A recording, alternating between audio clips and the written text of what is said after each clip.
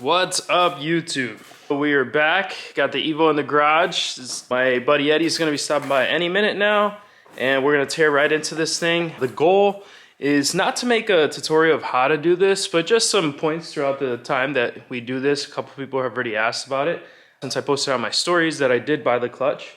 So we'll go over working on this thing, pulling the transmission out. One of the things that I'm curious the most about is this gonna be very similar to like an 8 or a 9? It's my first time working on the 5, really digging into it. So it's gonna be pretty cool to see some specifics. Buddy Eddie has a lot of experience with the Evo 7, even 8, 9, and some of the early DSM stuff too. So it should all be pretty similar, but we'll document some of the way and show you guys some progress. 9:30 a.m. and the car's completely together. Let's see how much progress we can make. All right, so here's everything that we're gonna be installing on the car. Just a quick recap, we got flywheel bolts, new springs for the fork, we have the alignment tool, brand new Mitsubishi throwout bearing, brand new fork, some OEM Mitsubishi fluids for the transmission, and then we have the ACT clutch.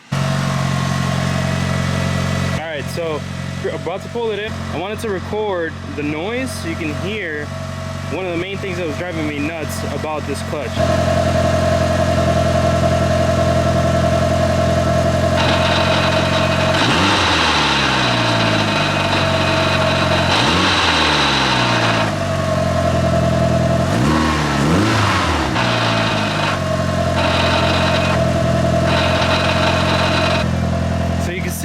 That sounds pretty bad, and I think, one, it sounds terrible, and B, I don't know if that's causing, Eddie, you think that's causing problems?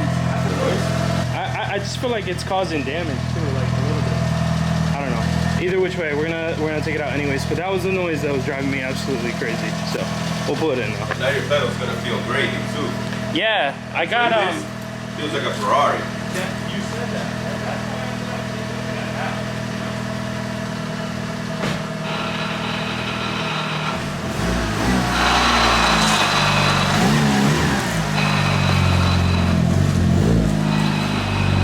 We changed the configuration of the lift because Eddie brought some tools to lift up the engine, obviously because the transmission is going to be hanging and that's one of the mounting points to hold everything up. So we flipped everything around. We're going to try this way to try to bring the car facing this way, and then we're going to use the Yale, what is this thing called? Gantry. Gantry, yeah, you call that. So this is 2 ton, so it should be plenty. And it's on a switch. This came with the house, but it's pretty nice. We're gonna use this thing, we're gonna take off the hood, and that's gonna be our engine prop. And it's pretty nice because it rolls. This thing is really old, but it works because I've used it before. So this will roll right over. Bro, it sounds like a mystery movie. Yeah. Like the sound effects for like a horror film. Yeah. Rolling that thing. But I mean, this is one of the benefits of the garage because it came with the beam, so we're gonna use that today. All right, so we just started taking a few things apart. I completely forgot that everything is accessible through the top. So Eddie's like, let's start taking out the battery. I'm like, why are you taking out the battery? Everything is on this side. Technically, this thing is like front wheel drive. That has an all wheel drive system. So transmission's on this side. We already started taking stuff apart. There goes the tray for the battery. That needed to come off. And then this is a cover that pretty much boxed the cone in. And Eddie discovered the little air filter. Here, take it off, Eddie, so we can see it. It's made by Blitz. That's pretty cool. No cheap. And something weird, so just little Easter eggy stuff. You see how the cap, the filter element, and the seat, everything is like multiple pieces and not all just one piece welded. That's why these things are so expensive. So there's a bolt in there. Yeah. This is, eventually the way this was done is somebody 3D modeled it, somebody molded it, it's injection molding, but there are multiple components and pieces here. This is not a simple part. Right. That's why this is $1 gazillion, however much it is. And then even this thing, you think it's just a box, but look in there. Yeah. It keeps going in there, looking for colder and cooler air from the fender well. Yeah. Or from this intake right here. Yeah, you're right. It goes all the way Look at this intake right here. So this section here literally goes right up in there. You're right. And that's where it gets cold air from. Yeah, and it's completely very well isolated from the... Yeah, you're right. Yeah, it's very, very well made. It's very high quality stuff. Yeah. Like that was part of the reason why I wanted to buy this car specifically, because it came with so many you know, little goodies that really made it worth it, you know. So, all right, cool. We're gonna keep cranking away here. All right, we're a couple hours deep into this thing at this point. There's parts all over the garage. There's stuff here. We got the front wheel here.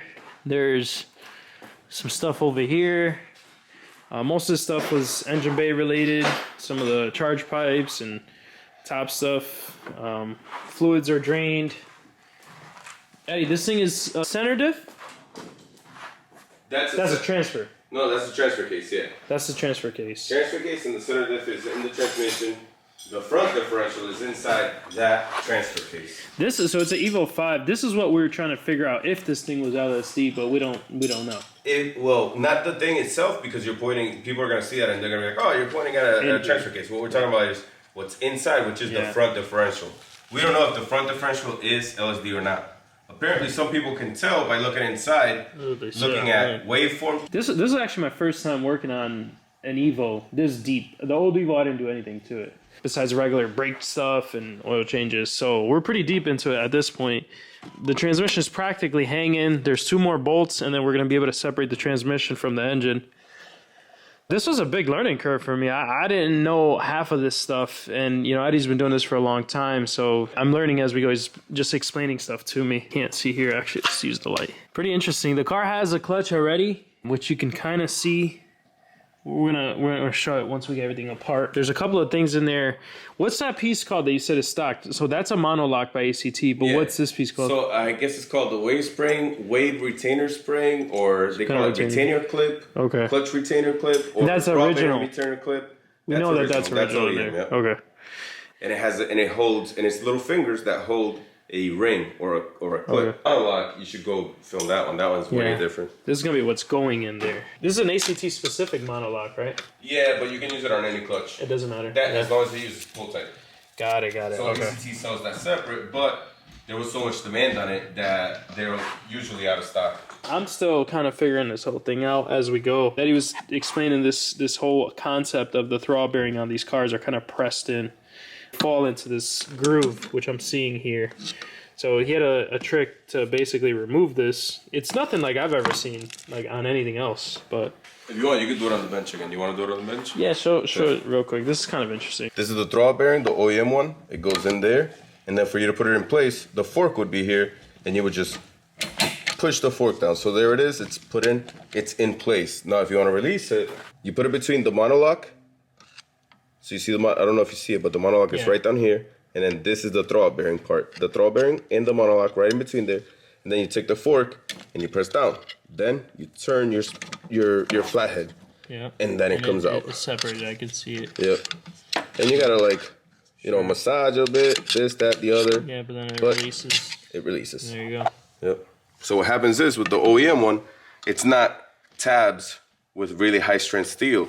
It's gonna be just a ring with little stamped steel fingers that break and get loose, and then this throttle bearing just retracts completely outside of the diaphragm, and you have no clutch. You can't go into gear. You can't do anything.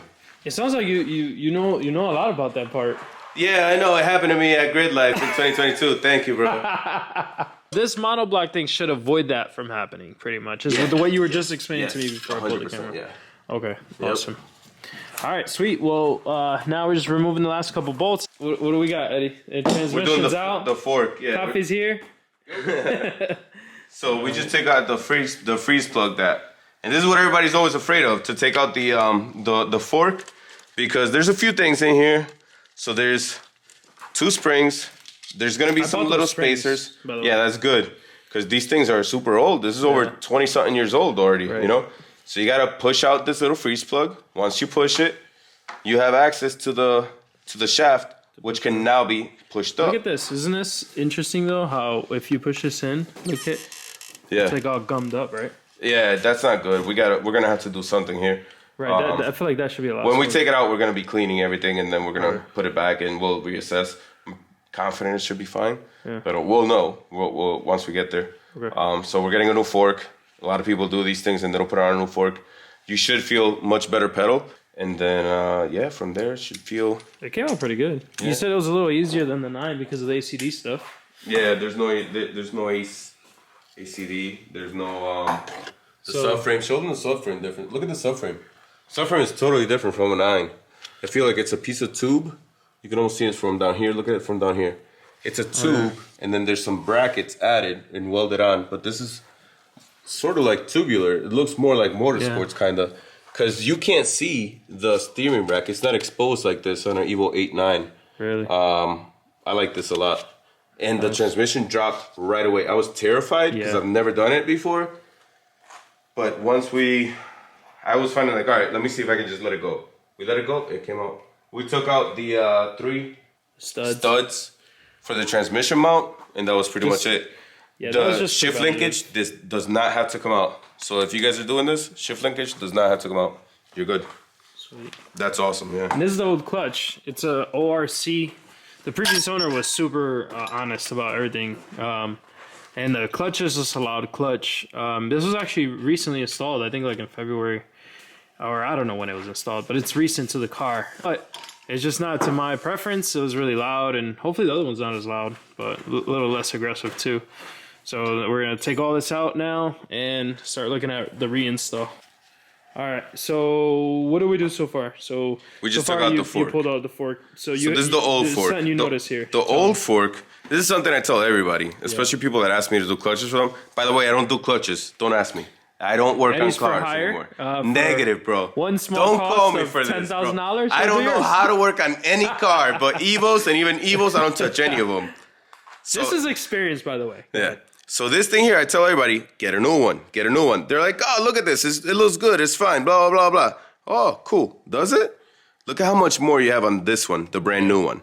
This is a brand new, just opened bag from Mitsubishi. Yeah, brand new.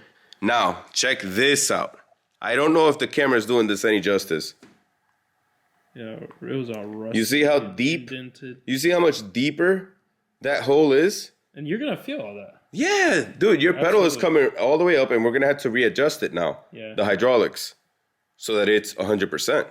Big difference here. Yeah. Some people think, oh, you know, the master cylinder is flexing, so let's put a bracket behind it. Sometimes that's true. Mm-hmm. If you have an aggressive, the firewall does flex a little bit, but what's happening is this thing wore down too much, so you're pushing down on it way too much. So you're asking for more steps that are not available. You got to drill a hole on the floor of the flywheel. You know what I mean? So here you go. Definitely worth. Listen to me, all right, kids. Buy this.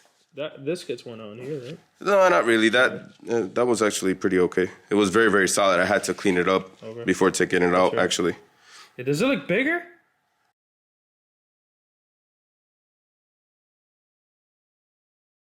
It does. It's not the same one. Fuck. It's not the same one, too. There goes the video. Pero eso es esto, entonces. We got to take out that, yeah, it has to be. But if we take this out, nos jodimos también. That does not look like it's going to come out easy. It will. Pero, is that a 9? I don't know. Who sold this? STM? STM, yeah. And STM said it was good and that's what it is? Yeah. Que cruz, mano. Do they still... It looks exactly Let's look at the part. Let's look at the parts diagram then.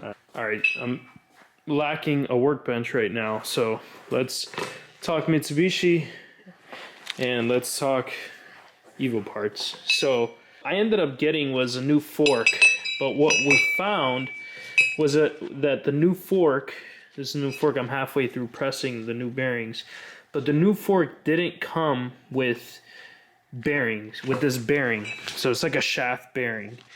So what we ended up doing was applying some heat to the old fork and actually releasing the bearing, which are these tiny little sleeves here. They're 1 millimeter thick. And what I'm doing now is just basically pressing this into the new fork. So not ideally what I wanted to do. There is some wear on the bearing itself, but it's not the end of the world. And what we ended up doing was putting the smoother side on the side that won't be affected as bad. So I'm halfway through pressing it in. It looks like it's going to be fine. Interesting, very interesting that the new fork did not come with this bearing. So, but we got it. So I'm just going to finish pressing this in and then we're ready for reinstall. All right, so new clutch is going in.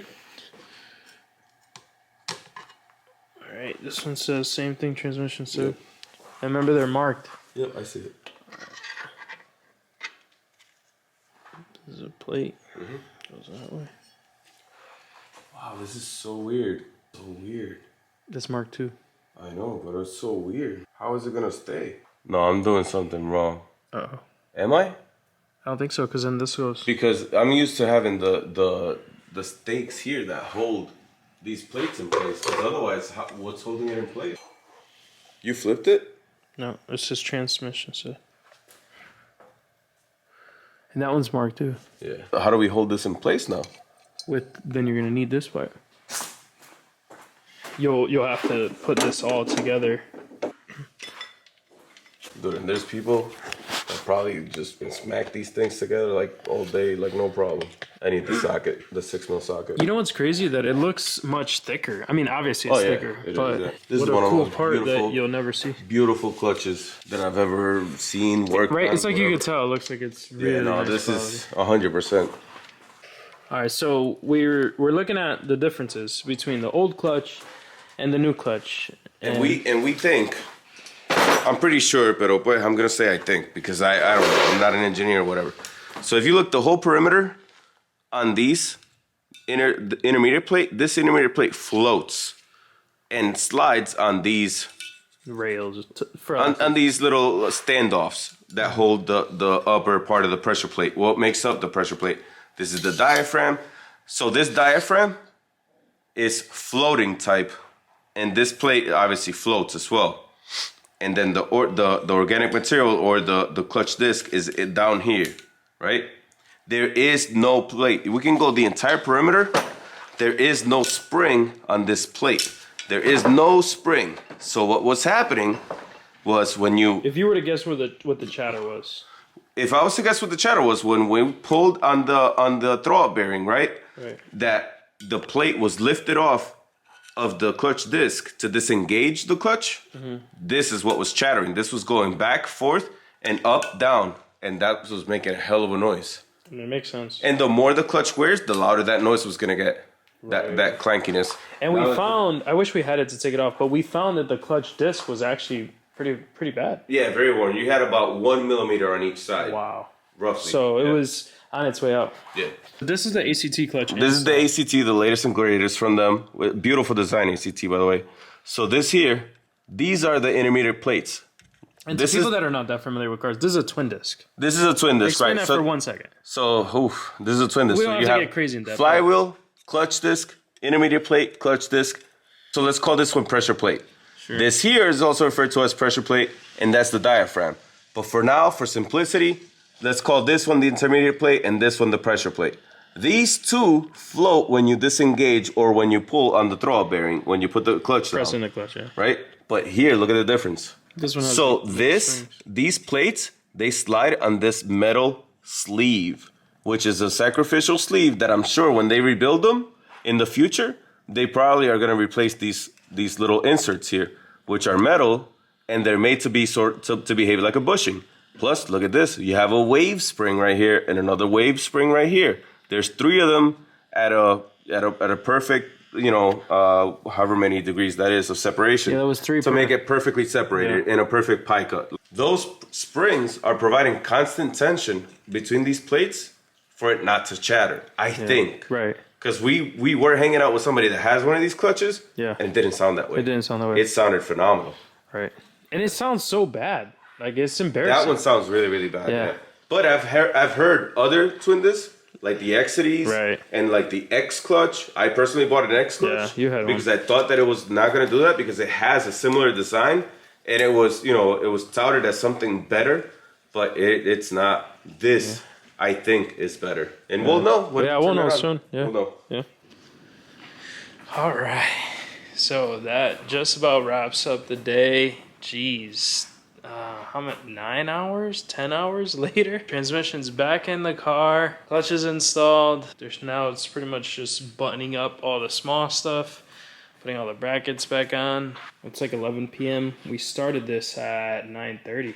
Very long day. Definitely owe my buddy Eddie some lunch or something.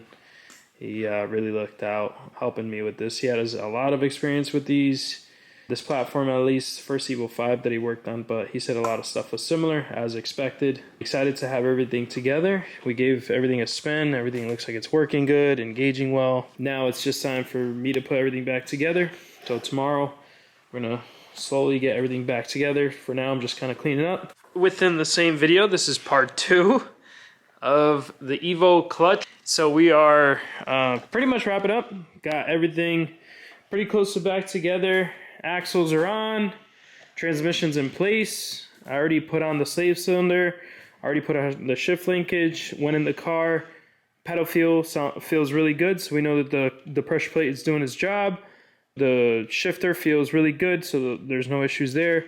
Pretty much just wrapped up plugging everything back in, getting the harness all connected again. Pretty close to putting this back on the ground and at least going for a ride to see if we hear anything. I would say this is anywhere between a 12 to a 20-hour job, depending if you have help. I had help. Eddie was a huge help. Shout out to Eddie. All right, everything's completely back together. Just finished putting the hood on. Next step is to turn it on and see if it's still making that noise.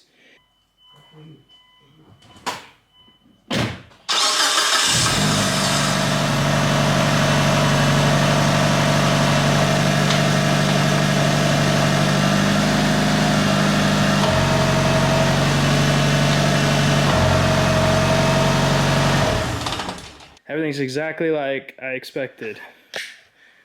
But we almost messed up because I haven't put the oil in the car yet. And I already took it off the lift. That's why you should always think about stuff before you go for a ride. I didn't put any oil in the transmission. So we're gonna put it back on the lift, put some oil in the transmission, and then we'll go for a ride. All right, I'm filthy dirty, but just washed my hands, jumped in the car, and listen to, if you heard it in the video, if earlier in the video, it was so obnoxious. It sounded like something was broken. In my opinion, I think something was broken. The clutch had abnormal wear, which is super strange. But listen to this. So I can press the clutch in now and start it. No noises. Whether I have the clutch pressed in or not, no weird noises. That's the Japanese toll down there. But yeah, no weird noises. I haven't moved it at all, so let's move it back. Oh, the engagement is really nice. Yeah, no odd, funky noises. Clutch feels really, really nice. What a difference. Like I said, no funky noises.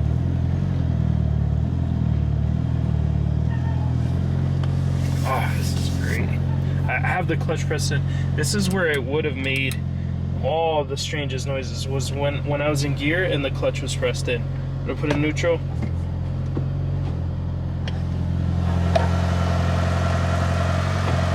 Pressing the clutch here, you probably can't even turn. All right, guys, just got back from a quick ride in the Evo, and I couldn't be happier. No more noises. Clutch engagement is almost stock feeling. Feels great. No problems at all. I just double checked the fluid, refilled a little bit more of the transmission fluid, but that's pretty much it. It's time to clean up this disastrous mess that we made in this garage. So I'm gonna be taking the next couple hours just to clean this up, but just want to say thank you for watching. Today's video is gonna be definitely a little bit of a longer one, but I wanted to put it out in one video. Thank you for watching. Please like, please subscribe.